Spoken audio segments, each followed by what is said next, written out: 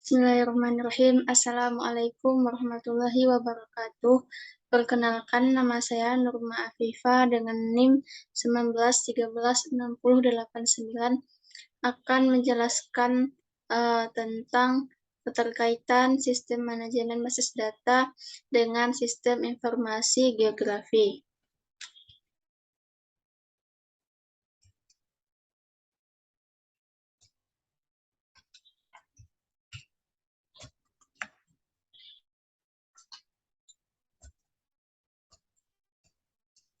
Yang pertama yaitu membuat dan memelihara database geografis. Semua sistem informasi geografis operasional atau GI yang besar dibangun di atas dasar basis data geografis. Setelah orang-orang yang mengelola dan mengoperasikan sistem GI, basis data bisa dibilang merupakan bagian terpenting karena biaya pengumpulan dan pemeliharaan dan karena basis data membentuk dasar dari semua aktivitas query, analisis, dan pengambilan keputusan. Saat ini, hampir semua implementasi sistem GI besar menyimpan data dalam sistem manajemen basis data atau DBMS. Perangkat lunak spesialis yang dirancang untuk menangani akses. Ekstensi DBMS geografis. Sejumlah vendor DBMS komersial utama telah merilis ekstensi basis data spasial untuk produk ORDBMS standar mereka. IBM menawarkan dua solusi, DB2 Spatial Extender dan Informix Spatial. Microsoft telah merilis kemampuan spasial di inti SQL Server, dan Oracle memiliki kemampuan spasial dalam inti Oracle DBMS dan opsi spasial yang menambahkan fitur yang lebih canggih. ORDBMS memberikan dukungan inti untuk tipe dan fungsi data geografis. Selanjutnya ini adalah gambar dari peran sistem informasi geografi dan DBMS. Yang pertama itu sistemnya ada Geographic Information System, selanjutnya Object Relation Database Management System, kemudian terbentuklah data. Yang selanjutnya yaitu menyimpan data dalam tabel DBMS. Tingkat terendah interaksi pengguna dengan basis data geografis biasanya adalah kelas objek, atau kadang-kadang juga disebut dengan lapisan atau kelas fitur, yang merupakan kumpulan data yang terorganisir pada tema tertentu, misalnya semua pipa dalam jaringan air, semua poligon tanah di daerah aliran sungai, atau semua nilai elevasi di permukaan medan. Kelas objek disimpan dalam tabel database standar. Tabel adalah array dua dimensi dari baris dan kolom.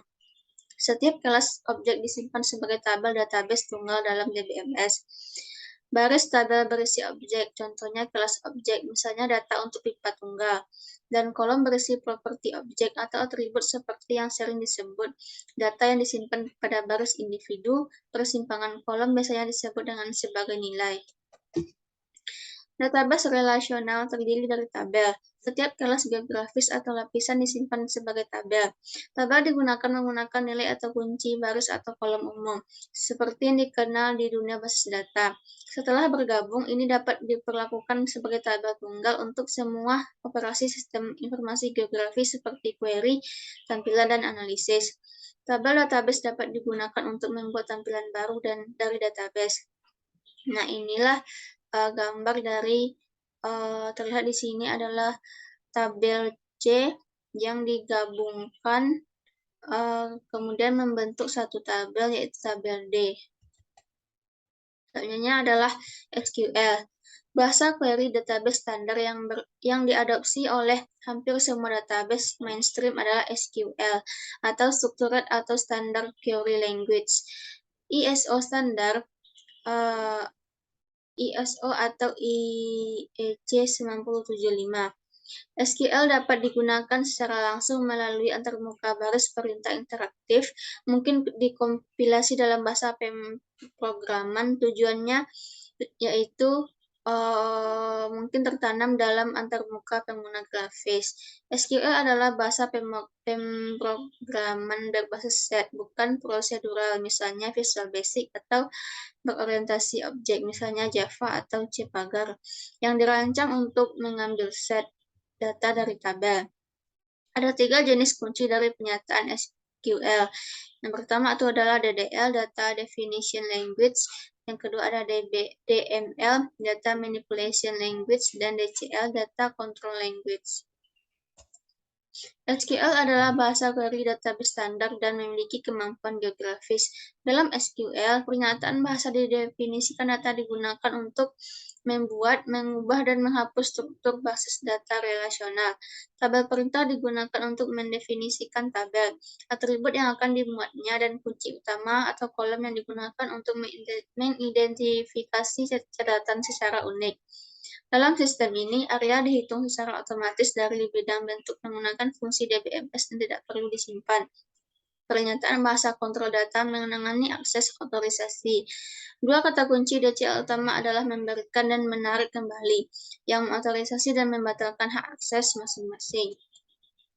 Dan ini adalah contoh gambar dari hasil query SQL terhadap tabel pada gambar 93C tadi. Jenis dan fungsi basis data geografis. Beberapa upaya telah dilakukan untuk mendefinisikan superset FTP data geografis yang dapat mewakili dan memproses data geografis dalam database. Sayangnya, penulis tidak mengizinkan ulasan tentang semuanya di sini. Ini adalah malah fokus pada aspek praktis dari masalahnya dan akan disadarkan pada standar SO atau Organization Internasional untuk Standar dan Open Geospatial Consortium OGC yang diterima secara luas.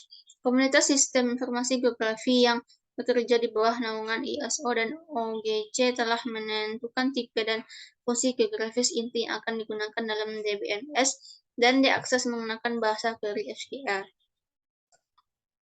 Hanya itulah dapat saya sampaikan. Kalau ada salah dan kekurangan, saya mohon maaf. Saya sudahi dengan wassalamualaikum warahmatullahi wabarakatuh.